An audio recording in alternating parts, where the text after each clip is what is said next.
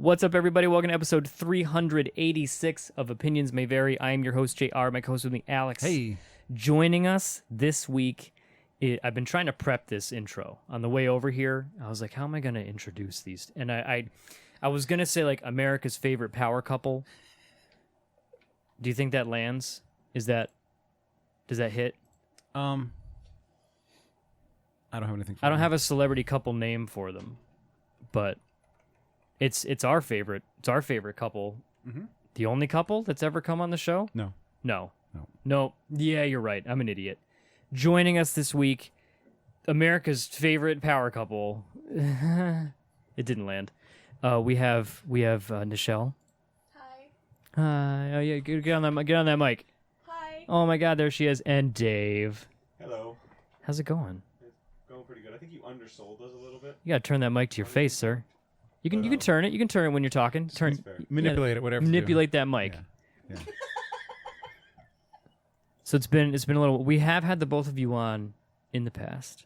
We were talking about roller derby, the derby of rolls. This time we were talking about something much more generation. What does gen mean in GenCon? Geneva. It was for Lake Geneva. I don't believe you. It was. So is GenCon short for Geneva Convention? Nope. That's misleading. It was originally put on right outside of Lake Geneva in like Minnesota, some state that started with an M, in There's a like couple. 1963. I'm already learning.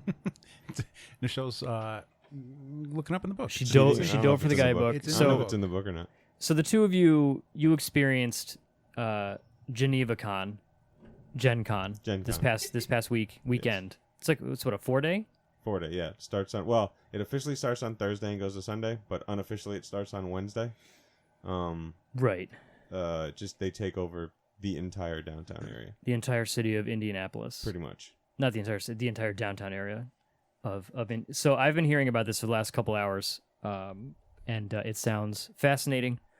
I'm excited to get into it. The program itself was essentially like a lengthy novel. It seems like there's a lot to it. So I pulled up to Alex's house today to start recording our business. Alex was on his way home from where Late. we're gonna. I believe you meant Alex was late.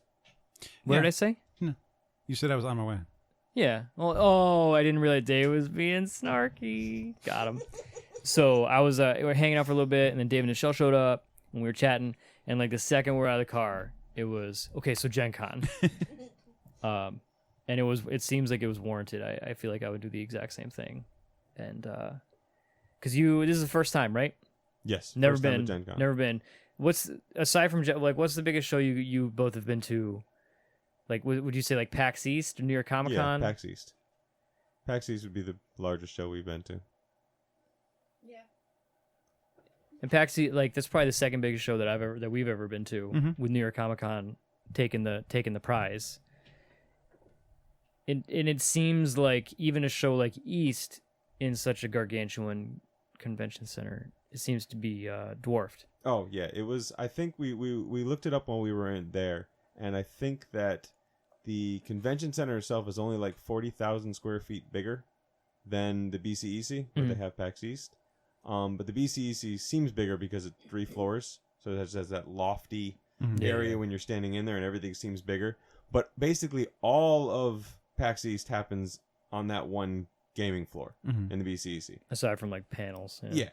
But just the vendor hall at Gen Con was bigger than that entire room. No game table, no tournaments, no Twitch booths, no nothing. Just vendors and some small a lot of them would have small trying out the games, you know what I mean? You stand at the table demos. and short demos that you could do sitting there. And that's just the stuff for sale. Yep, just stuff you can buy. Which, like, I mean, we've talked about, the three of us, we all went to the first PAX Unplugged, which is, I guess, the closest thing that I've been to, because Gen Con is a gaming, like, tabletop and board game. Gaming convention. Like I said, it started in 1963. 52 years. Yeah, it's 52 years old. It's the largest and longest running, I believe. And the thing I actually didn't know until we were on the ride down there, which I thought was funny, and actually I didn't even know the guy's name until watching Stranger Things, was Gary Gygax. Creator of D&D. He's the creator of D&D, created this Gen Con before D&D. Huh. I did not know that. Yeah, he's the guy who founded Gen Con. And I think if you look it up on the wiki thing, it's actually a really weird story. It was for like the first one they did for like $50. It was in a small thing for like no money. Because it was also 1963. Well, like to rent the hall was it $50. was like a tiny little hall rental. It was like, and I think they actually got donations to do it from someone. And then he owned it for 20, 25 years, and then Wizards of the Coast bought it at some point in its history. Who also owns D&D. Yeah, basically. At least now they do. Yeah. But they now don't own Gen Con. It's now owned by someone else. Huh. And it's just, it was ridiculous. It sounds overwhelming in its enormity. Yeah, when we walked in the first day, like I said, you have the convention center. You have 6 hotels that are all attached to it by skywalks. Ooh. And you have an underground hallway that leads directly into Lucas Oil Stadium, which is where the Indianapolis Colts play. Super Bowl was there a couple years ago. Yeah, and the whole field was gaming tables for scheduled events, the games library, which was the single biggest games library I've ever seen in my life. Yet it was also always full. Like stocked with games. No, I mean full of people. Oh, okay, gotcha. I mean, they actually had, again, it's kind of a funny setup they have. They make, because it's so big, there were 19 by the time it started, there were 19,500 scheduled events for the weekend. They have to have teams running that. Yeah. Like it was just putting that together. They have to have probably more staff than some conventions have for their entirety of their staff. Their call outs for volunteers was ridiculous. And they cover when you volunteer and you get your tickets, you get your room, and you get food for the entire weekend. And we actually know a few people that volunteered for something that actually happened on the outside of, inside Lucas Oil Stadium, but outside the field, which was called True Dungeon. And True Dungeon is basically a live action RPG. So it's kind of an escape room / dungeon crawl, but you're actually doing it. Was it like LARPing too? Yes. Okay. Again, not so much actual physical fighting, but they do throw things at each other. That's what matters. They have, like you actually have to like throw the spell. They wear sashes. They supply you with backpacks with all the gear you're going to be using. It's also $82 a ticket for each person. Well, my adventurer's kit better come with rope. It comes with a lot and pikes to put my tent posts isn't that standard with every adventurer's kit? And I don't know a ton about it. We actually met a friend of ours, now a friend of ours. He was volunteering for it, and actually him and his wife volunteered, which basically is what paid for their con. And the details that they go into this thing is just ridiculous. And apparently it's going to other cons now. The True Dungeon is. Oh yeah. They put it at Origins, and apparently it's at PAX West. But there's almost like an economy to this game now, because there are tokens that you get that are going to have your spells on them and your different things, and apparently people are now trading up for more higher level spells. They apparently this year, because I was listening to a podcast about Gen Con, they actually nerfed powers in True Dungeon. But it was booked from moments after they opened the registration, and they ran it 24 hours a day for those 4 days. So I mean, hundreds of groups got to go through that. All at $80-something a ticket. All at $82 a ticket, and you have basically 10 person teams. Good lord. Yeah. How long does it take to go clean through? up? I think it was around an hour. I think you had 10-minute intervals. He said 10 to 15-minute intervals in each part. Oh, so So there's like multiple sections parts. or There was rooms or multiple whatever? sections. Remember Yeah. Glenn was saying there was We're into the multiple next room of the sections? dungeon. Yeah, so you had like 10, 15 minutes to solve, okay, what are you going to do? Mhm. Or, Glenn was running. He was actually the DM for that, was he? For one of them? I don't know. I don't think he was an actual DM, but he was definitely running a section of the dungeon. That's like I said. It's one of the things you can't view it from the outside, which I think was bad because I just think you could just get people sitting in the stadium watching people go through Sell it, tickets. right? But then, if you're gonna go through, you're just cheating. Because you see everyone else. That's Yeah, right. doing. Well, yeah. apparently they do change it a bunch. There's different runs they've done in different towns, so you can. There is replay value other than the $82 a ticket. It's like doing 6 escape rooms at the Yes. same time. Sounds exact. One One right escape after room exhausts me enough. But so that like I'm already intimidated by the scale of this show. Yeah. Like I said, the first time when I first went to PAX Unplugged, I was blown away by the number of tabletop games. Yes. And you could have fit in PAX Unplugged in half of the room of the GenCon vendor hall. It was just we were kind of bummed because we didn't get. You have to sign up ahead of time for the event you want to be in, and it's a lottery, which we didn't actually know. Your place in line is a lottery, which we didn't know was the case. We knew that was the case for the hotels, but we didn't realize that was the case for the event. So we didn't really do it properly. We should have teamed up and each person put the thing in and everyone been signed on at noon, because then whoever got the lowest could put in. But it didn't actually end up mattering because there were so many games to play anyway and so much to demo. You could spend 4 days in the vendor room and never get bored and never do the same thing twice. One thing I've heard about Gen Con is that they have a lot of stuff costs money. Yes. Like at shows like PAX and think like when you play a game, it's yes, we're demoing the game. Come play it. Whereas at Gen Con, from what I understand, if you want to sign up for or not tournaments, but sign up to play this game here, a lot of it is you gotta pay. You gotta pay money. We basically, I actually can appreciate why they did it now. It was kind of hard to understand when I first saw it. I was like, they're charging me $2. Doesn't even seem worth it. Not that I care about paying the $2, but more why are they charging someone $2? Right. And honestly, a price point so low, what's the point of charging? It's just a placeholder. And even that didn't stop anybody from just simply not showing up, because everyone has great ideas in February when they're getting these games. And then after they've been up for the 18th hour and they went to bed at 2, they're not really thrilled about getting into the gaming hall for 8 o'clock in the morning. $2 doesn't seem. Yeah, $2 isn't that important at that point. So we just even though we missed out on, we only got one game we intended on getting.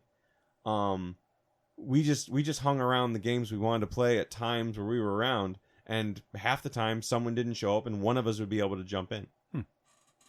So I mean, it's a little weird. Even some of the crafting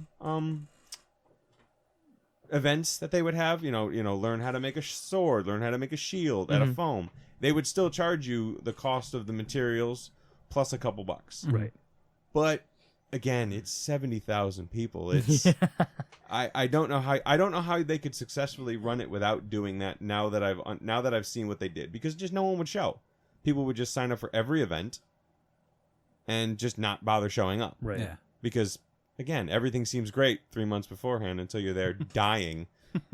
That's the one thing we can all, the four of us could definitely say, we're older at this show than we are at other shows, and it got tough by the third day.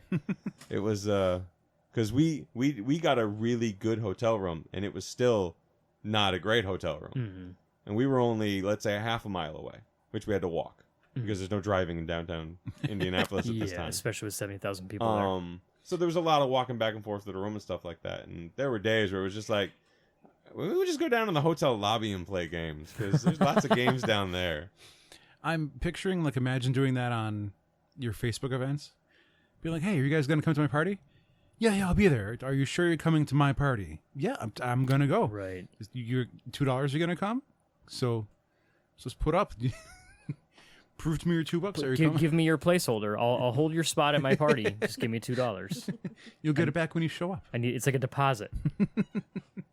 There were times where a lot of people, it was posted on Facebook.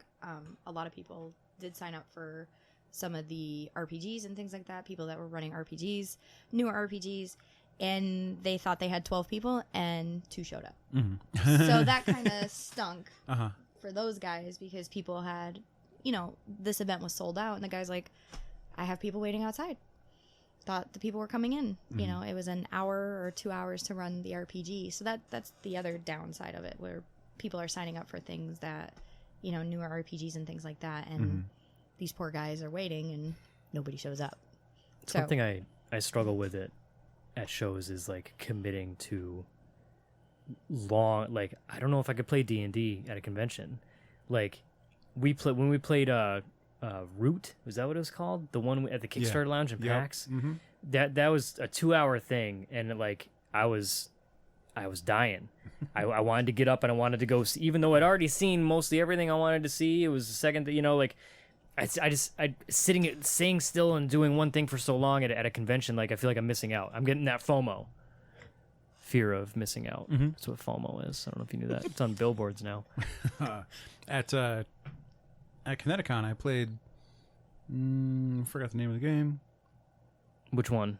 The last one that I bought. Oh yeah, the Not Your Grandma's. Yeah. Yep. And it's like the pitch was 30-second demo. Takes literally 30 seconds to demo. And I was like, I got 30 seconds. I sat down. And then I ended up buying it. When I was at PAX, and like I was just wandering around, like the gaming area that was still open after everything else closes.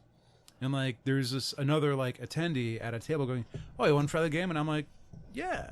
But one of the guys running this game goes, "Okay, but we're doing this for 2 hours." No. And I'm like, all right, have a good time, you guys. I'm gonna not do this for 2 hours. Not. That's my problem is I won't, and he knows this when we do things like this. I'm like, half an hour is my max. I don't want to sit for 2 hours. Sometimes I don't want to sit for 2 hours because you feel like you're missing out on things around the con. Either that or the game might end up not being fun. Or you're playing with other people that aren't the people you're with, and you're like, great, this is fantastic. I'd love to join you on whatever great thing you're doing, but I'm stuck playing this game. Show me for like a half an hour how this is played. Okay, I'm good. Done. And I'm too socially awkward to just bail. Hey, look, you didn't travel to a new state to play the games with the people you always play games with. No, and we did play with other people, which a lot of the people, I do have to say, going to this con, a lot more people were friendlier than at like a Kineticon or a PAX. Sometimes PAX people are just involved in themselves.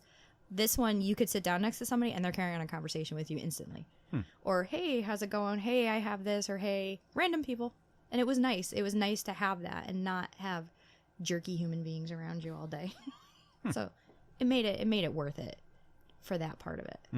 For that. But my max is normally. When we were chatting a while ago, when you were first giving me the rundown of the show, you had mentioned, you were talking about, because you both drove there with some friends from New England, 14-hour drive, you said? 14 hours. 14-hour drive. That is 6 hours longer than any drive I've ever been on. 8 plus 6 is 14, right? Somewhere around there. Yeah. And so already I would be miserable. And then you did all 4 days of the show. Yep. And I remember you were saying how we got there and on the first day, and I was like, I know what they're about to say. They're about to say, I was so overwhelmed. We ended up not even doing anything because we had to see everything first. But that's the exact opposite of what actually came out of your mouth holes. It was, I've never played so many games before in my life. And I was like, I wasn't expecting that. But I guess that's also me because I need to take it in first, get the status Gladys, and then I can actually go back and be like, okay, I wanted to try this.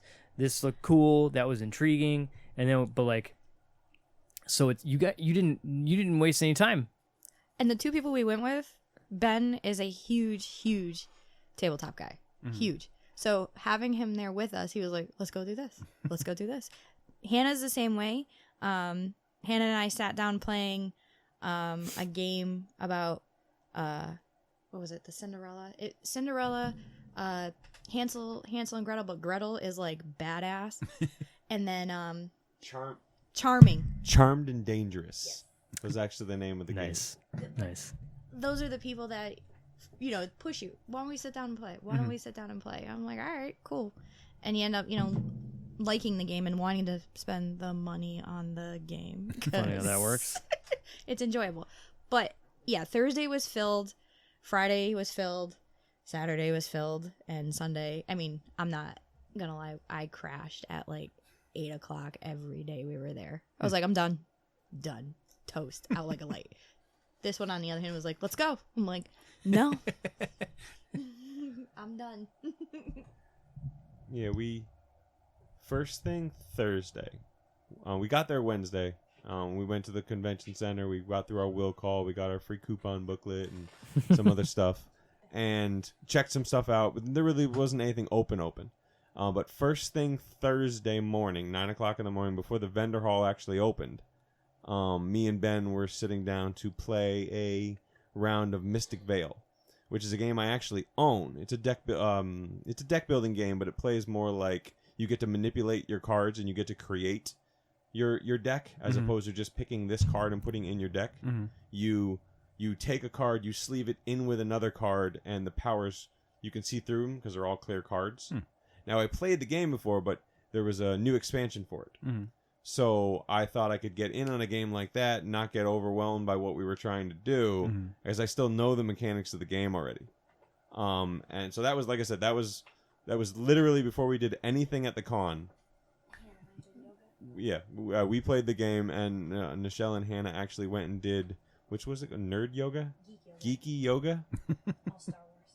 Yeah. Harry Potter. Yeah, all Star Wars and Harry Potter themed. So Something for everyone. Yeah, they were relaxed. Yeah, and there wasn't one yoga going on that weekend. There was like 8 yogas going on that weekend. Of course. And like I said, they played Mystic Vale. I don't know. Let's say every 4 hours for 4 days. What's they? Mystic Vale would be AEG. So they basically have a section of tables set up when they were playing Mystic Vale and a few other games that they have. Oh, so that was like one of the demos they were? Well, no, it wasn't a demo. It was the charged events. Oh, okay. So those are the ones we paid $2 a tickets to actually play. But everyone at Cryptozoic, Fantasy Flight, all of them, every USopoly, they all had tables set up in the thing where they were just running games Non-stop. Yeah, basically the whole time that hall was open. Like I said, some of the halls never closed. That one did actually close at like midnight because we were playing. There was a game I wanted to play, and they were playing it almost every 2 hours. And it was Red Dragon Inn, which is it's a really simple game. It's a relatively simple game, but basically it's the party that would take place in the bar after your RPG was over. So it's all about getting your opponent's fortitude down and their drunkenness up. And again, it plays by cards, and there's gambling in it and stuff like that. And it's actually very it's a very simple game. We tried doing the demo in the hall, and the lady who was giving the demo, she was giving us a demo and 7 other tables a demo. Oh. Oof. And they were very like, okay, you've had a round, you can leave now. And it was the only game that we played that was anything like that. Okay. I'm looking at the program. That's why they're silent. But what we found out when we were in there was that they were, if we went into the play hall, that you could sign up right there, no tickets required, and they would let you play a game. They had like 10 tables set up just running Red Dragon Inn.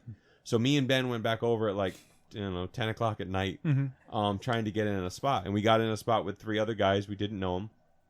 We sat down with a guy, and he started talking to us. Turns out he's actually the guy who did 90% of the different character decks. He's the guy who created them, made them, and he was just sitting there acting like he was one of the volunteers. What I didn't know about the game, and again, the game mechanics are incredibly simple. You'll learn how to play it in 5 minutes.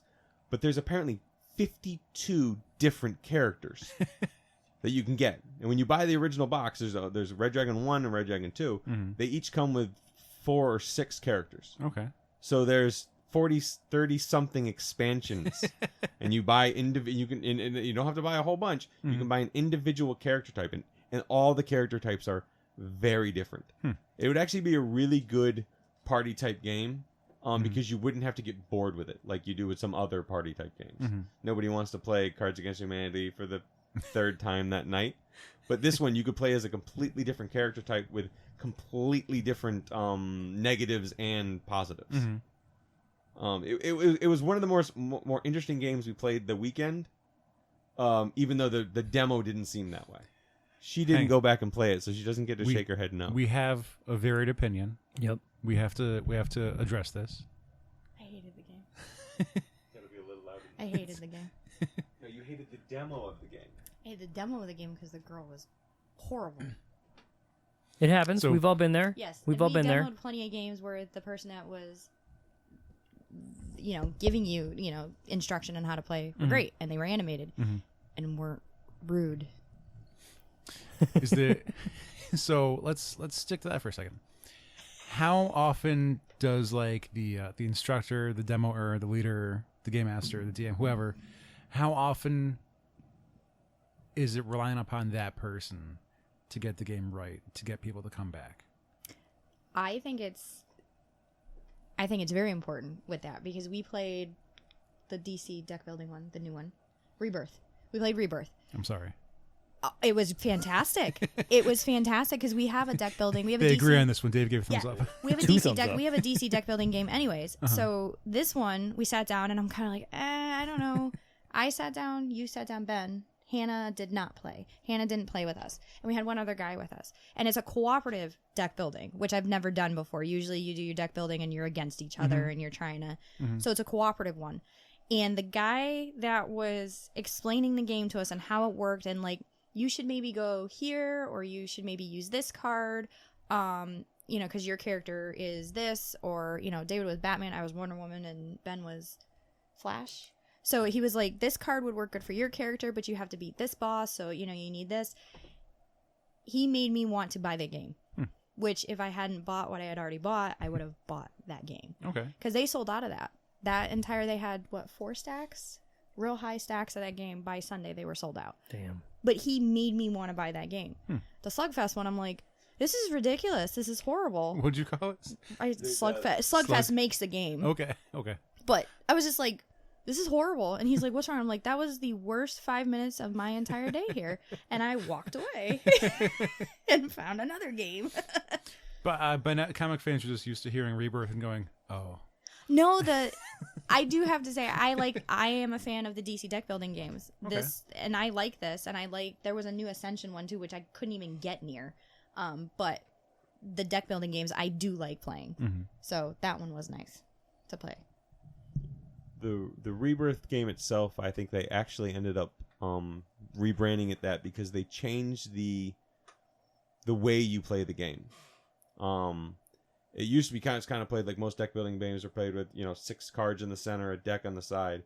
This one actually plays in a circular motion, and you make trips around a board, for lack of better terms. So they really did change the actual way the game plays to a way more enjoyable manner. The other one got kind of boring. It was the same cards over and over again. But this one here, because it's now cooperative and because you're now able to move from space, that you actually have to physically use your move cards to move to the space to get the card you want to get. So it was just a huge change in the game. And like she said, we probably would have bought the game. I was actually thinking about when you asked the question. We bought, between us and Ben, we bought almost all the games that we enjoyed our demoing experience on. Because Fantasy Flight was also doing Edge of Darkness. You're going to need a new bench. It already doesn't fit. We discussed that. I was like, I'm gonna have to come up with somewhere to put all these games because Only you knew a man who builds things for a living. Yeah, I'm gonna have to figure that out. But yeah, because we usually have them stored inside of a thing hidden, and that ain't gonna work anymore because I don't think I can close the top anymore. Do you have a count of how many games you walked out with? Like just the two, not necessarily your group, but the two of you. Nichele's counting. That's 3. That's 2. That's Malifaux. 2. I can count. What are we up to? 4? 3 right now. But like, and also one of them that you bought was like significant. Like, Yeah, we bought. put that mic in front of your face. Let's hear about All it. I have become slightly, well, we shouldn't say slightly. Every time we go to cons, I have to go see the Warhammer miniatures, Warhammer 40K, all the miniatures, because I am. They're neat. They're neat, and I'm obsessed with them. I think they're cool. They are. I don't know how to play it, but hey, it's cool.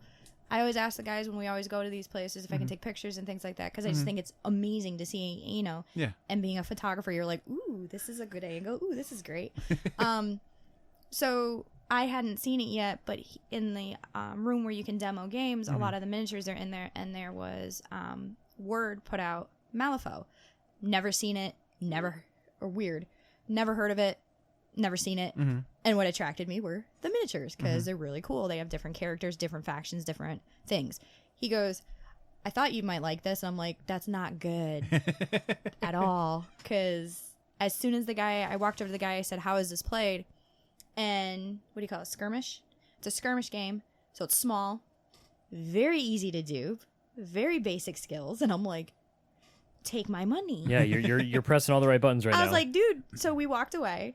We walked around, and this was Sunday. We walked away, and he's like, so, and I'm like, think we might have to go back. it was in your brain. It was It taking just took hold. it over. It took it over. So we went back. We talked to one of the creators, right? That was him. One of the creators of the game that I didn't realize that was him. And he's like, yeah, I did these. And I'm like, really? All right. So which ones do I get? Which factions do I get? Well, if you really want to try this, do this. If you really want to do this, do this. I, of course, went with pirates. Yep. David went with, what was yours? Your faction? It's like evil Irish crazy goblins. Crazy goblins. Yeah, I'm not gonna lie. We dropped some money on that game, or So- not game. So my skirmish in miniatures. the past, my explanation of Warhammer, you get your miniatures, and that you buy them like in January, you paint them for 3 months, and then maybe you can play by April. About. Yeah. Because if you don't paint them good enough, other players won't play with you. If you just dunk them in silver, professional, like good players, like scoff at your army, your force, your team, whatever. So you have to like sit there with very tiny paint and paint them all. Now, once you have them, you put them on the field, and you have to know what all of them are. And then someone else says, well, I'm going to attack this. And they get their tape measure that they hold the tip. I don't have one next to me. They hold the tip of the tape measure in their mouth. And then they pull it out and let it go again. See- So imagine putting that tongue of the tape measure just in your mouth all day. And then they measure it, and they touch your figures with them. Because that's how they have to measure. Well, my guy has a 7-inch range. So here's our 7 inches, and when he throws a grenade, that's explosion for a 2-inch range. Then you have your discs of like what measure at 2 inches, and you hold that over and you go, well, that's gonna hit this grouping, and you roll your dice, and it's basically just 6-sided die, and you count up how many hit or whatever. But if you don't know these in your head, there's a phone book, and it has the stats of each figure. So it's like, oh, I have my Necro army, and here's the Necro generals there, so it's this much damage. And they go, wait, well, I have a defense against that. So you take you take your phone book, you flip the right page, you go, it's 3. And then they go, wait, did you add in my grenadier? It's like, hang on, different book. Just flip through that, and they go, it's 4. And then you start rolling for your hits. And then, So that one is okay. I didn't realize that you have all that crap. so obviously, but that's with what I know of Warhammer. Because I would go play HeroClix next to them, and the information's just on the figure, and they come pre-painted, so I'm a scrub. so Malifaux is, yes, you have to paint your figures. You have to put your figures together. Yes, we did go today and buy paint and glue and all that other stuff. Yes, but yes, you still have to measure. I don't know why you would put it in your mouth. That's disgusting. That's just what they do. It's gross. Just time, nervous habits. Yeah. You It's know. nasty. People that put their pen It's in their gross. mouth. This is whatever. why people Hey, shut get up. sick.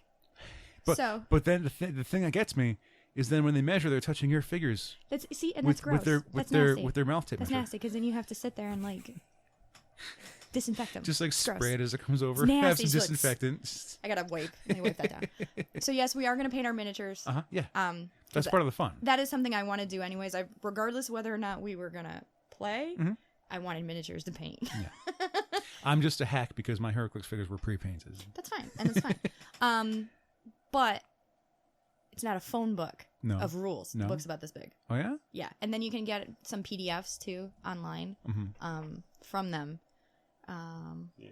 You could actually not buy the book if you didn't want to. And they were actually very upfront with us about that. They're like, listen, you need a couple of factions to get started. You need a couple of fate decks to get started. But if you want, you can go online to our site and you can download all the rules you need to play the game. We bought the book because the artwork is incredible, and it had the beginning of the first 38 pages of the game is just backstory and maps. Yeah, just to you just call it fluff. They call it fluff. That's what they call it. Well, if there's maps now, if you have like 3D terrain already, you can arrange it to something similar.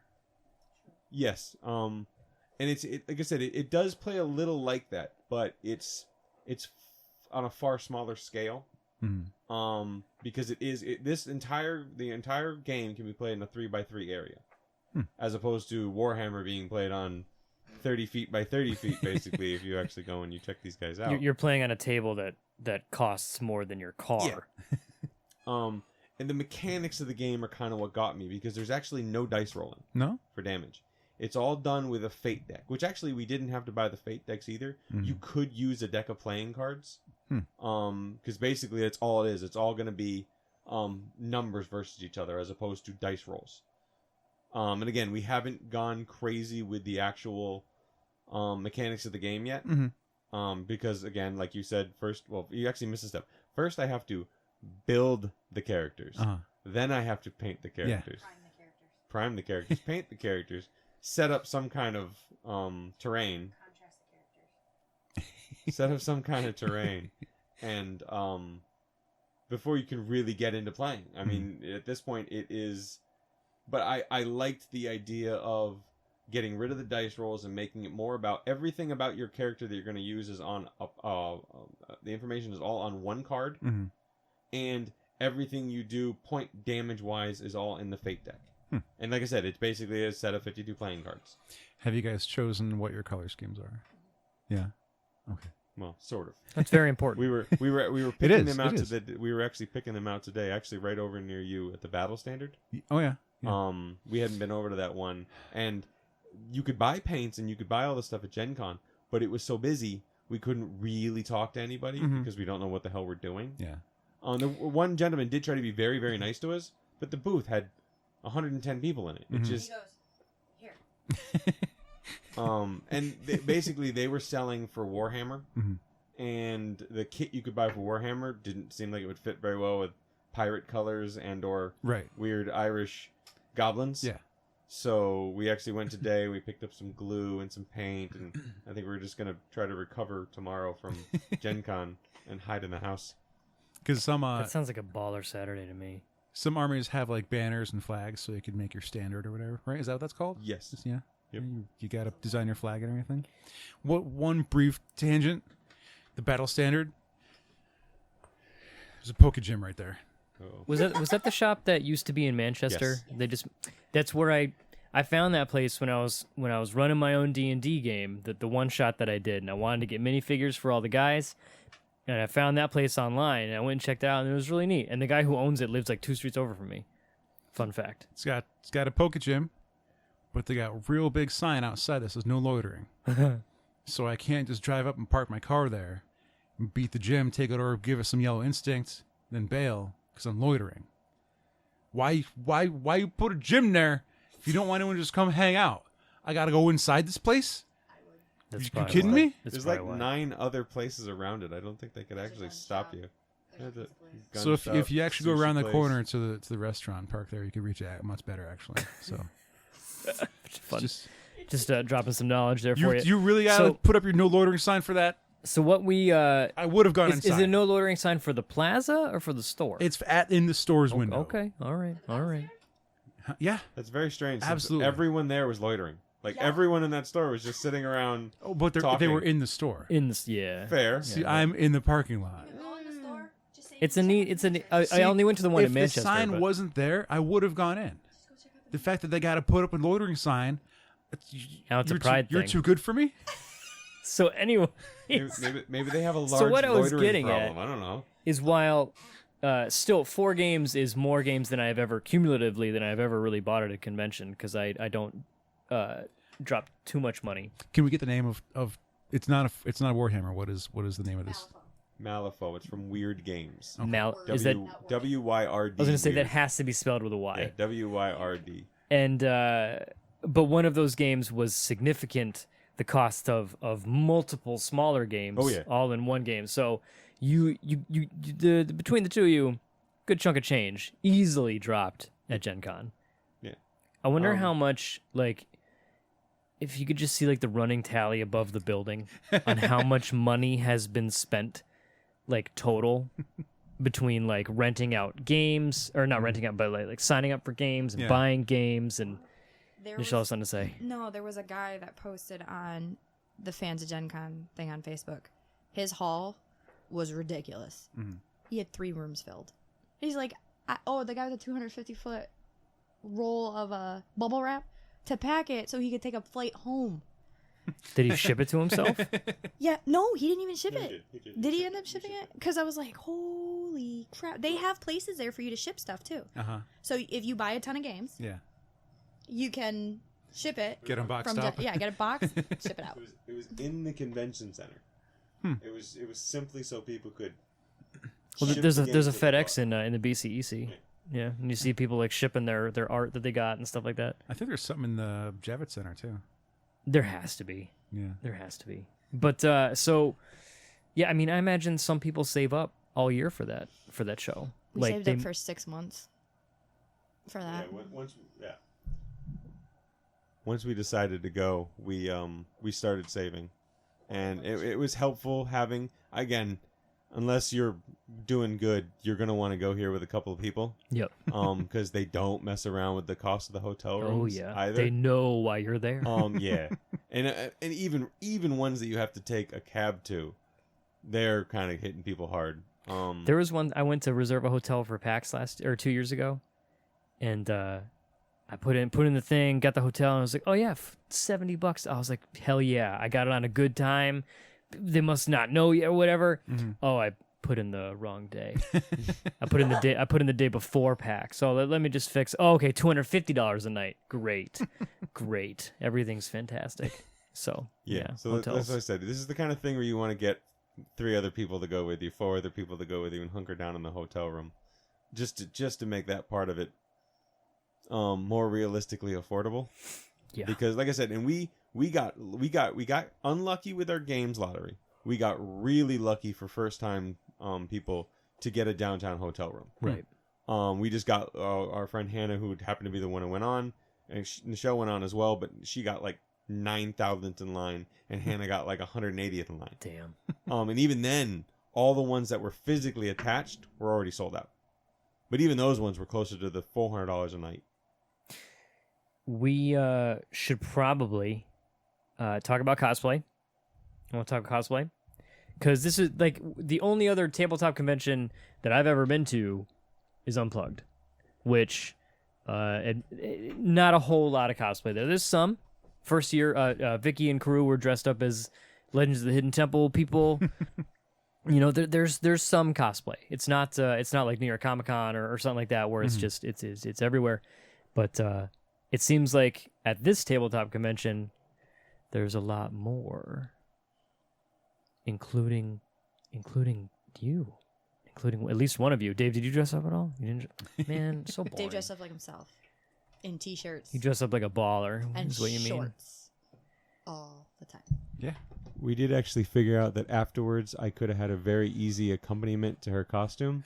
We just failed in the execution or consideration of it. Would you have been Santa Claus? Yes. Nailed it. But yeah, even just looking through the program that you both brought, there seems to be lots and lots of cosplay. So, what's the word? Let's talk about cosplay. So I decided, like a nut job, to enter into one of the biggest conventions, cosplay, because I was like, all right, why not? So I decided it. So when we went, it was exactly a year ago. that I decided to start making a costume to do this. Mhm. Maybe this was my first major cosplay. I did Vanellope a couple years ago at ConnectiCon, but that was a quick, easy cosplay to do. Mhm. And you were support at ConnectiCon for Brendan. Yeah, I was support. David and I both were support for Brendan at ConnectiCon. We were his handlers Yep. while he walked around. You were handlers, but you were also in costume. Yes, we were. He made our pieces for us out of EVA foam for that. But other than that, there's really not been a lot of. I've never done a lot of cosplay or things like that. We did the steampunk thing and stuff like that. Mhm. So when I started doing, I decided to do Oogie Boogie, and I'm like, all right, I'll do Oogie Boogie. From Nightmare Before Christmas. Yes. So, great. Oogie Boogie looks like a sack of potatoes when you make it. Yeah. And I'm like, I don't want to look like a sack of potatoes. Right. Mind you, when I first made the skirt, the first piece that I made was the hood, Mhm. which I designed myself and all that other stuff. I was like, all right, I'll base it off of that. Made the skirt, put the skirt on. Dave was like, you look like a sack of potatoes. I'm like, it's great. I don't want to look like a sack of potatoes. So Good for being honest, I guess. so for about a Marriage. good, so for a while it was a push and kind of like a pull kind of thing almost with me, because I had roller derby, I had work, I was doing a bunch of other things. So I didn't really devote a lot of time into it. I did what I could, Mm-hmm. as I had time. And every day, as I finished something or got something done, maybe about a week later I pull it apart. Because I'm like, this is not right. This is not okay. I don't know how many times I remade that skirt. How many times I remade. The hood was the only thing I never tore apart. Ever. The hood stayed. Mm-hmm. But it was just one of those things. As we came down to the wire, I was, fixing things and putting things on. The jacket. The jacket was the biggest thing out of that. But towards, as we were getting closer to Gen Con, he's like, what's wrong? And, Gen Con finally posts who they're going to have for judges and things like that. I was like, I think I just crapped myself. And he goes, why? I go, Yaya Han is one of the judges. This is not okay. I'm like, what am I supposed to do? I'm not a cosplayer. I know I'm not, Katie does a really great job. Victoria does a really great job. That sort of thing. Mm-hmm. I'm not them. Mm-hmm. This is, he's like, you're fine. Don't worry about it. I was like, all right. Still crapping a brick. Regardless. So Victoria had come over and I showed her and I was like, what do you think? What do I need to do? Do I need to do anything? And she gave me some pointers. She told me what I need to do, what I need to say. Mm-hmm. Don't do this, do that.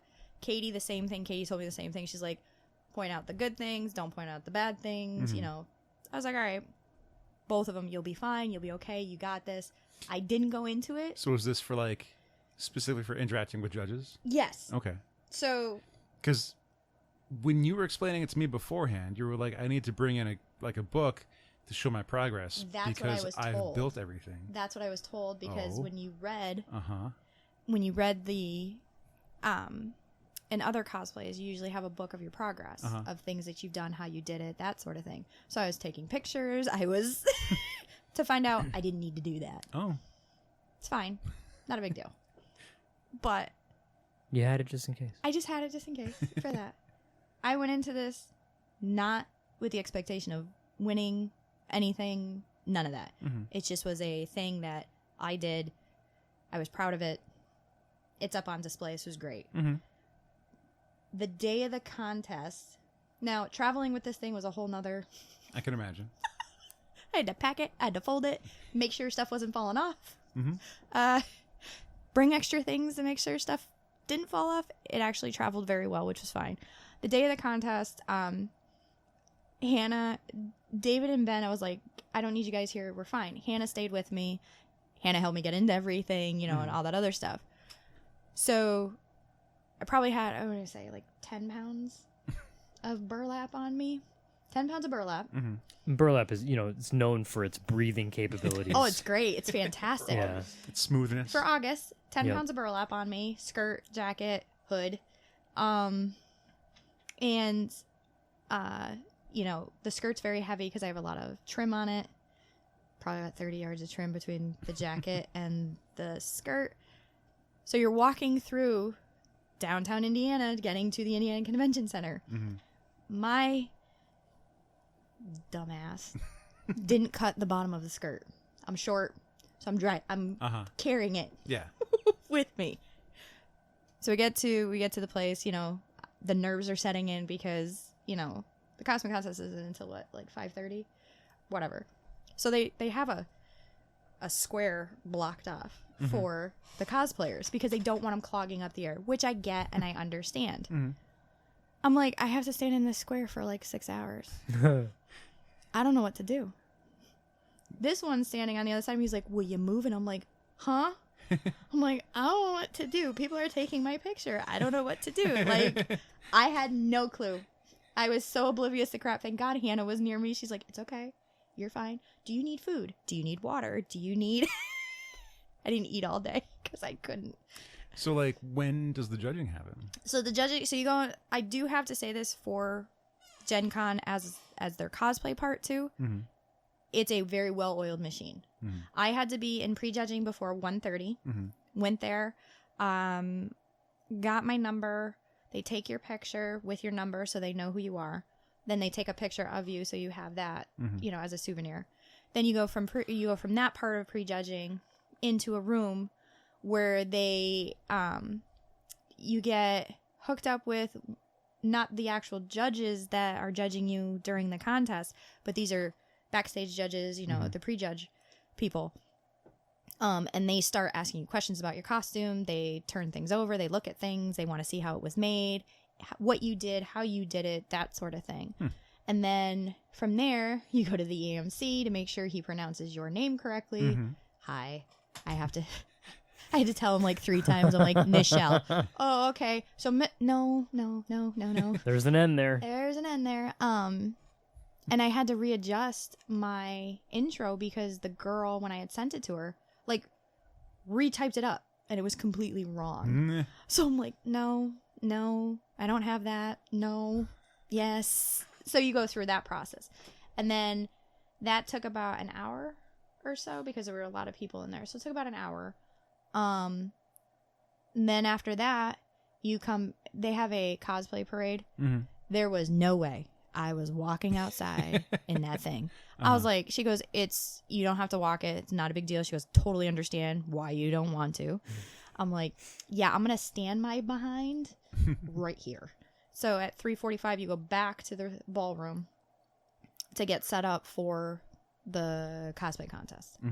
They seat everybody, and then they call you by your group number. So there were 8. There were more than what the categories were that are there. So when I had originally signed up for this, the categories that they had didn't have...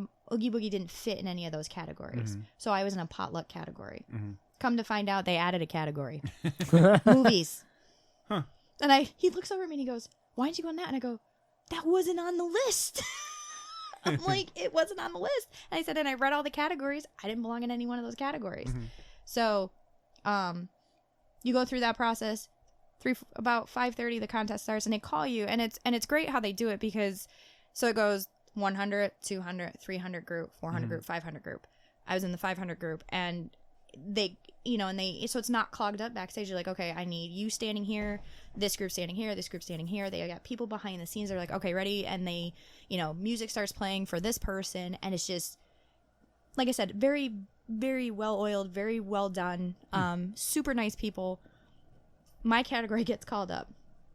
And the EMC wasn't paying attention. And he goes, the professional group. And I'm like, no. Now, for the record, where I was sitting, I could see her off stage. She was the second in line to go up, which should have been the potluck category. Yeah. And he said professional category. And he thought he was doing it all fancy because he was like, we're just going to do it anyway. And he throws the paper behind him. Except he was the one that was wrong. Yeah. And as soon as they said the professionals go up, you could see everyone in the potluck category take one step back. Like, nope. And he's like, we have this one first. And the person's like standing there shaking their head like, no. And he's like, okay. And he throws that paper behind his head. And then he's like, and next is Nichele. And she's like, nope. Not going out there. So that took like 5 minutes to straighten out because not a single person in the potluck category was willing to walk out on the stage being addressed as a professional.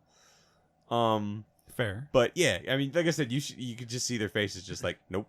No. Nope. So yes, needless to say, continued crapping a brick for it. So they called me out. I get out there. I didn't have music because I forgot it.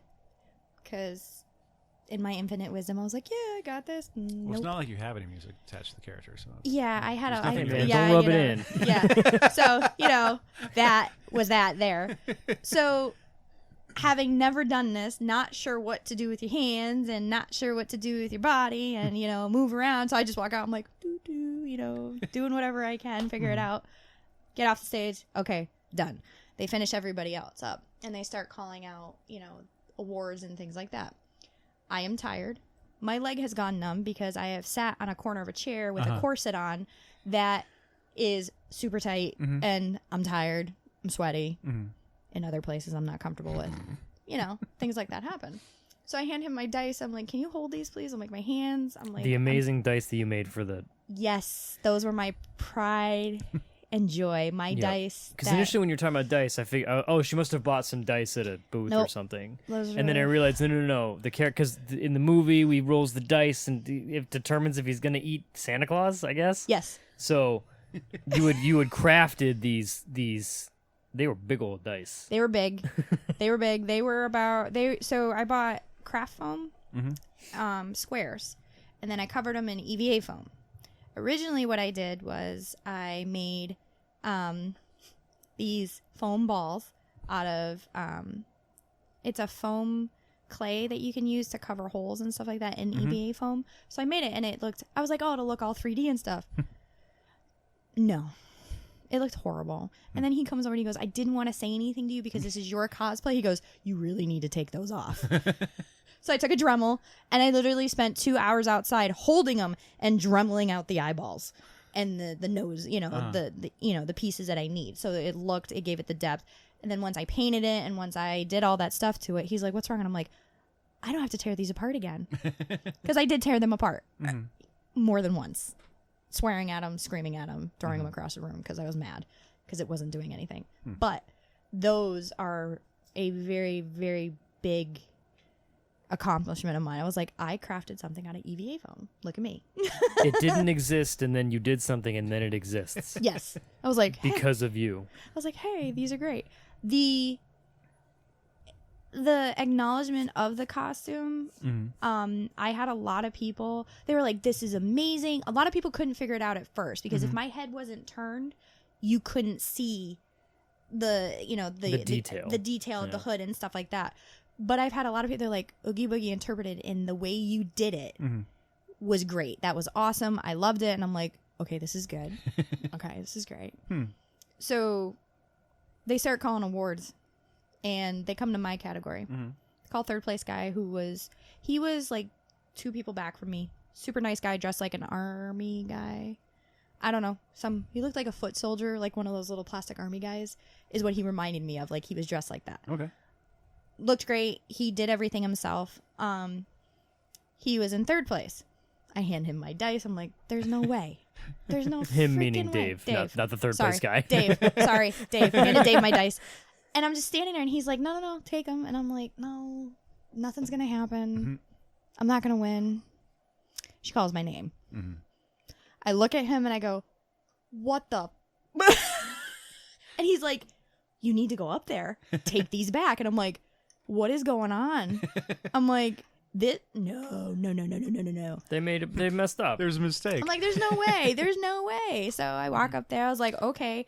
And all my hearing goes. Are you going to make Yaya Hunt say your name again? That was the other thing. She hands me my thing, and I'm just like, yes. And all the hearing that I had left or didn't have goes out. I can't hear anything. And then they call the first place winner. And it was a dog. I got beat by a dog. I'm fine with that. He was cute.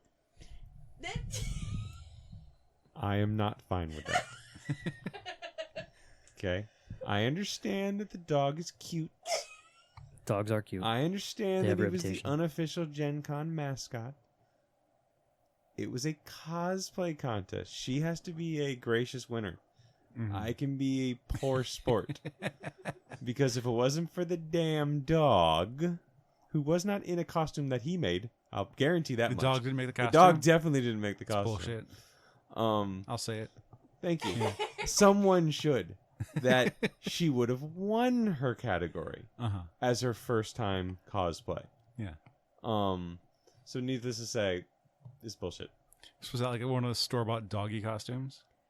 Or... I don't know. I mean, it was, and again, it's not that it wasn't interesting, and it's not that he shouldn't have won something. I just don't know why the dog, because the person who was with the dog was the dog was dressed up like Smee from Peter Pan, and the guy was Captain Hook. Now, if it was an awesome Captain Hook and Smee costume, I probably wouldn't have said anything. Right. Nobody gave a crap about Captain Hook. They gave a crap about the little dog luggage. Because that's basically what the guy had. Because he had him in the jacket that he's in had a handle on the back of it, so he could carry Gandalf around. The dog's name was Gandalf, and show him off. Needless to say, he was really, really cute and sitting in front of us until he stole that, and then he was a bad dog. Yeah. That's pretty much what I've Sounds decided. It wasn't the dog's fault. Yeah, it wasn't a dog. I'll still blame the dog. This is bad. I don't want to bad about the judges, but like, The come dog on. went on stage. Huh? The dog could have not gone on stage. Oh, we really gonna get into this? The dog's gonna do whatever it's told to because it wants to. It's a dog. Dog was carried on stage. Needless to say, I was fine. I wasn't expecting it. I was fine with it. I was freaking out. Let's just say Hannah and I got into the hotel room out of the elevator, and she goes, "What are you gonna do?" I go, wait for it, ready?" And I was just like stomping my feet. I was like, no, it was doing this for the first time, winning something like that, as big as it is, having someone like Yaya Hana as a judge who says to you, "Hey, that's awesome." You're like, wait, I'm a legend. I Wha- recognize what you did. what? It makes you, it was a good feeling. It was awesome. It just, I don't know. It was. Is Oogie Boogie going to be a reoccur? Like, are you gonna wear it at different shows, or was it the one time only? It's not going to be a one time only because it did take me so long to do it. There are going to be some adjustments I need to do to it that I want to do to it. But it will go to other. Good, because I want to see that in person. Because I will say I've been following the progress, but I just figured when I'm doing Oogie Boogie, I thought it was gonna be a sack of potatoes. So then when I started seeing pictures, I'm like, it was a really neat interpretation, and to hear that the hood, which is probably my favorite part of the outfit, because it looks baller. It's creepy, but it's also like you look like an assassin. So to hear that was like first shot, that's The hood got a lot of I have a lot of people that are now like, "Hey, can I borrow it?" I'm like, no. No, you cannot. Can I use the hood? No. That's a Very weird, protective of That's a things. weird question to Got a ask. couple thousand, I'll make one for you. No, I'm good. I'm good. Who asked that question? But yeah, I definitely want to do. There's Probably some people other things. cosplaying as Deadpool. There you go. You could cosplay that. The Deadpool that was there, he was hands down. I had a kid ask Amazing. to. Did he have the attitude though? No, actually, you know what was funny is the Deadpools that you come across are very cocky and very annoying. I'm Deadpool. He was actually funny. Chimichangas. No, see, he didn't do that though. He I'm was borderline harassing you. He didn't though. I don't think he did. You can. The actual first interaction we had with him was with Ben, Oh, that and was funny. he walked over, and he was this guy was definitely Deadpool the whole time, and he was playing the character. Exhausting. And the first thing he said to him was, "Cosplay is not consent."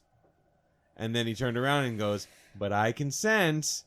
So it was that kind of a thing the whole time. Okay. He was very All right. like, "You can harass me if you want to." Huh. Little misdirection. So little yeah, misdirection. like I said, it was he was on. He was definitely He was on. good though. He committed he brought to his the own bit. fold-out table and chair to the cosplay square though. Like the little thing they had against the wall, he had a chair and a folding table set up so he could sit at it. Huh. It was actually mildly impressive. I mean, work smart, not hard, you Yeah. know.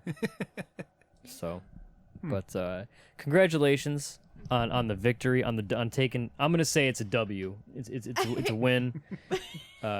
You're talking to two people who, although Alex actually has many awards for for your hair. Oh, How was I was gonna just- put it? I wasn't sure where you were going to go with that. You have awards for the hair that grows out of your face. Yeah, I have And, multiple beard mustache awards. Yep. Yeah. Yep. Including some first place dubs. Yep. That's what I still have. The only thing I have is my outstanding musicianship award that I won my senior year of high school. That is still on display in my house.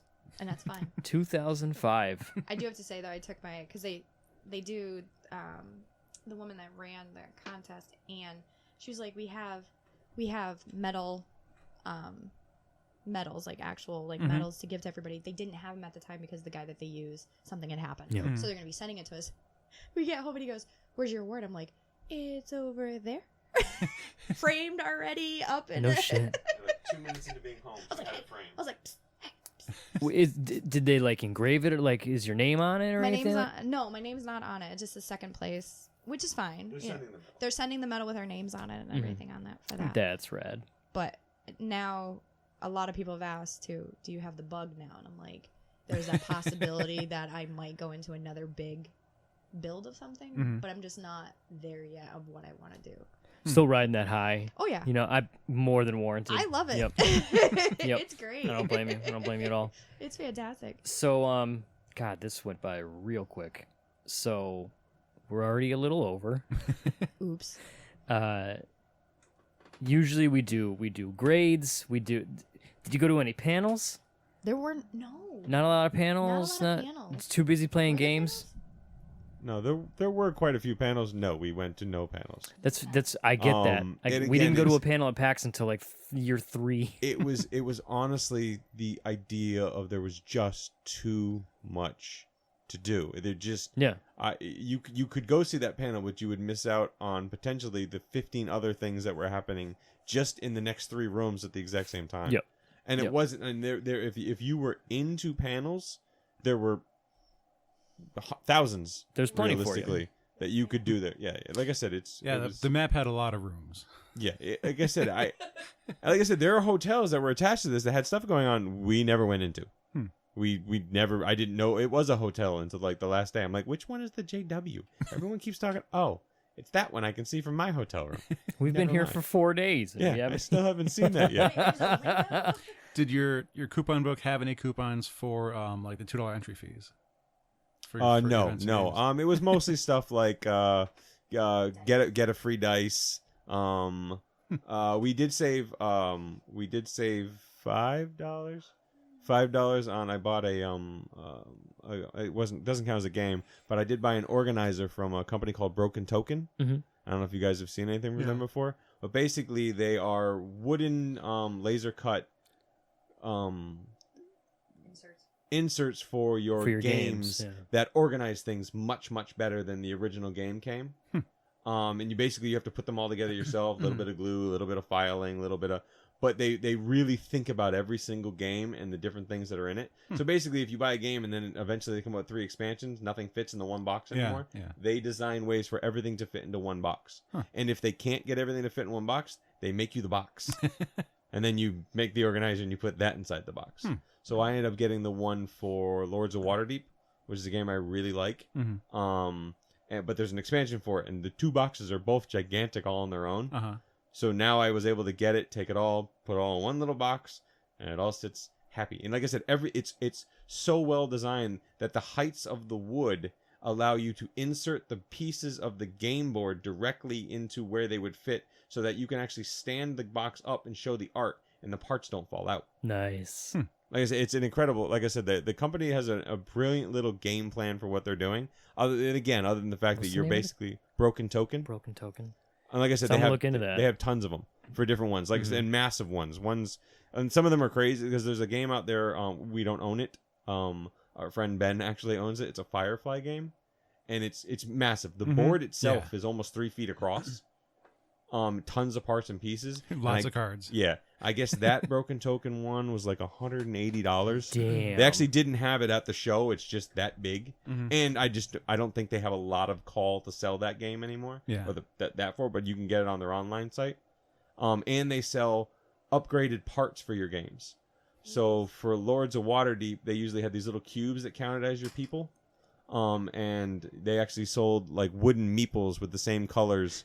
But these ones actually represent the different factions. So the warriors got, have like little swords, and the clerics have little staffs. And I couldn't resist. I had to buy it. I'm gonna have to take a look into that because I don't have too many games that would necessitate that, but the ones that I do, like Thornwatch, it's just there's a lot of pieces to it, and there's a couple like inserts, but you kind of just toss it in. No, like I said, they are it's the only really company you see doing it, and it's just a brilliant little piece of marketing because it just makes the stuff. People have a lot of pride in a lot of these games, and now they can, like I said, you can get a big fancy wooden box to put your wooden stuff in now. I'm on the website now. This is gonna be bad. Yes. So, Let's see if we can do it real quick. You straight out text me, like I think maybe your first, maybe your second day, saying Artist Alley is huge. Oh yeah. Hey, we found General Govar. I was honestly shocked. I didn't expect it. I mean, again, I got the book. I started flipping through it in the morning, and I mean, it's a massive place, but I wasn't really considering how much art would actually be there, which is kind of silly. We consider all these games are covered in art. So it seems like a perfect fit. And they weren't tucked in a back corner. They weren't off to the side like some of the other shows. But I mean, like even Kineticon, all the artists end up shoved all the way over on the left-hand side. Yeah. They very specifically, I mean, again, they weren't next to Fantasy Flight Games, but they were very specifically put into a place that would get a ton of foot traffic.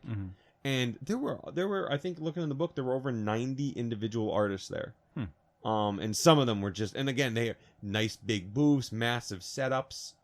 I was truly impressed, and it wasn't called Artist Alley here. Here it was actually called the Art Show. And they actually had authors on the outsides of them as well. But just, and again, everything. And it wasn't, I wouldn't call any of it exactly comic book art. Right. But some just unbelievable stuff. I mean, the favorite one we saw, the one we actually bought art from, we would have bought more art, but games. Was a gentleman. His Instagram title was Von Art, and I'm a sucker for like line drawings, pencil type drawings, and this guy's stuff is weird enough and well done enough that he just sold. I mean, his whole his actual booth setup itself was just incredible. It was just it was he had gold like leaf on everything. And it was, but it's all very stark white sheets of paper with these very detailed, and like I said, slightly demented line drawings on them. Nothing overcomplicated, nothing color. But like I said, if you just take a look at the GenCon for his booth setup, he should have gotten an award. I think he actually did get an award from the con for his booth setup. I think I actually saw that on there. I didn't know that was a thing. that's crazy. If I knew that was a thing, I'd put some effort into our booth. Hey, the cardboard sells. It's not a problem. Hey, look, you can write on it, okay? That's fair. So you can mark down your differing opinions. Like I said, the first day we were talking about, we're gonna buy this art, we're gonna buy this art, we're gonna buy this art, and then, but we want to see some more stuff. Yeah. And legitimately, games kind of got in the way of buying lots and lots and lots of art. But they're games, right? They have art in the game. When at Gen Con, do as the and don't get me gens wrong, do. I did take snapshots of all the artist booths that I liked that didn't have cards, so at least I can go back and try to buy their art later. Fair. Except for Von Art, I bought his art. I just spoke to you. Yes. But it sounds like Gen Con was rad. The way, even just getting out of the car here when first like, oh, hey, what's up? You have to go. You have to go. Yeah. You absolutely have to go. Anyone who likes games, it should be on your bucket list. And again, plan strategically. Budget. Listen to some specific rules and or suggestions from people that have been there before. Find podcasts, because it's hard getting a room, it's hard getting a ticket, and it's hard getting into events. It's all a lottery. But again, you could go there with just a ticket and hopefully a hotel room, and you'd never get bored. You would never be like, oh, we saw all the stuff in this room. There's on Sunday we were walking through and there were booths I still hadn't seen yet. It sounds like if you're bored, you're doing it wrong. Yeah. Yep. Yeah, you should get tired before you get bored, and we did every day. That's fair. Do you we haven't been covering this in any sort of official capacity, so I guess we don't have to do grades, but we usually do grades with our conventions. We do like a letter grade, anywhere from like A+ to the lowest we've ever given is like a C. I can't remember. Yeah, we've done a lot of shows. But Matt. do you have any sort of letter grade for the 2019 GenCon? I mean, even as being my first time there and being overwhelmed, I don't think you could give it less than an A. I can't think of anything they could have. I don't know what else they could do. Yeah. I really don't. It was, again, other than the fact that it's overwhelming, but that's not their fault. Right. That's You're just a noob. yeah. And apparently that doesn't really go away though, because people are almost always overwhelmed by it. So I mean, I don't know. What do you think? I like it. It was I'm fun. tired. I'm sorry. Yeah, apparently. It's only 11 o'clock. A+. I mean, the thing runs well. It's not. There's no miscommunication on things. Mm-hmm. Even through their site, when you're asking about tickets, when you're asking about anything, they get back to you within like a day. Mm-hmm. It's not a 2-day, 3-day, 4-day thing where you're like, hello, what's going on? Which is admirable, because I imagine they're getting swamped. They are getting swamped with a bunch of people. Like I said, the cosplay contest ran without any issues whatsoever. Stop it. It's just human error happens. Knock it off. Nobody's nerfed. Yeah. So, I mean, I would say A+ for as our first time going there. I mean, it was great. The people were great. I didn't have any issues. Like I said, there weren't. When you go to conventions, like I said before, you get the crappy people, nasty people you don't want to be around. These people were friendly and they wanted to be around. They wanted to conversate with you. Didn't care who you were. So it was a good con. I liked it. I enjoyed it. Put your faith back into them. Going to them. I'm very glad you had a good time. Very, very glad. Someday, I'm thinking about getting a new car soon. So maybe that'll give me motivation to. Because when you get a new car, you just want to drive it. 14-hour drive sounds. 14-hour drive sounds like a good excuse to drive a new car. You're not going to see anything on the way unless you want to go to what David calls Canada's toilet, Niagara Falls. But on the Canadian side, it's pretty cool. But not on the American side, it's not. Yeah, it's pretty lame. American Yeah. side's pretty Sucks. pretty lame. All there are fields. There weren't even cows in the fields until we got back home. Canadian side is just a big old tourist trap. Moo cows. Moo cows. Yeah. For the record, the way we went, once you get past Buffalo, No cows. it's just corn. Yeah. It's just no, it was corn. You must have been sleeping through the corn, because it was corn. It was the kind of things you only see in pictures, where it's corn and then a farmhouse, What about the and wind? then You guys corn. It was a Bob Ross painting. and then corn and then a field house and then Rain corn. calendars. But did you get any windmills? No windmills. No, I had windmills. That's because Don Quixote took them He out. took them all down. Yeah. Yeah. That's I was a bit further. I That's drove a to, De Cervantes reference there for you. I made it to Colorado, so Yeah. windmills might have been further. No, out. no windmills. There aren't any hills.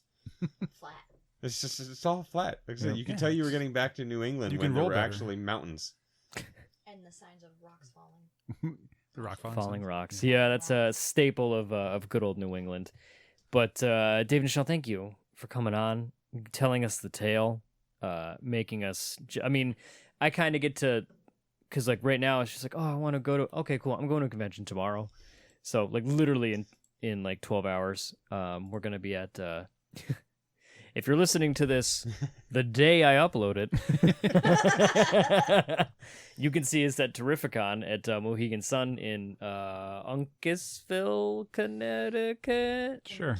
No, it's at Fox. No, it's at Mohegan Sun. It's Mohegan Sun. It's Mohegan Sun. Yeah. It's down in Connecticut. It's down there. It's TerrifiCon Cino.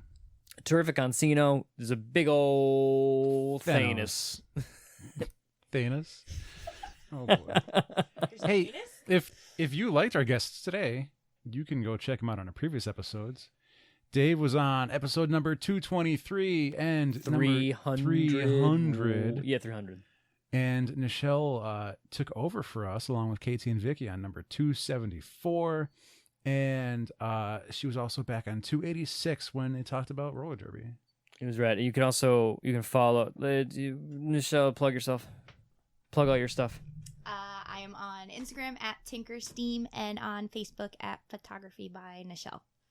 Dave, do you have stuff that you want to plug, or you want to use that private stuff? No, I'm good. Okay, Dave's good. I follow his stuff, so just have to be jealous. Anyways, thank you both so much for coming on. This is a lot of fun. I miss you both. You're America's favorite power couple. And GenCon sounded like a lot of fun. Maybe 14 hours. Isn't that long for me next year? But this has been fun. We're gonna end. We have to go to a convention tomorrow, and Alex has to work. No, you don't have to work. No. Congratulations, You did it. You did it. So until next time, I have been JR. I'm Alex. I'm Nichele. And I'm Dave. And this has been episode 380. I almost, like, when you said, and I'm Alex, I was almost like, and this has been episode. And then I remembered we had 2 guests, you asshole. This has been episode 386 of Opinions May Vary.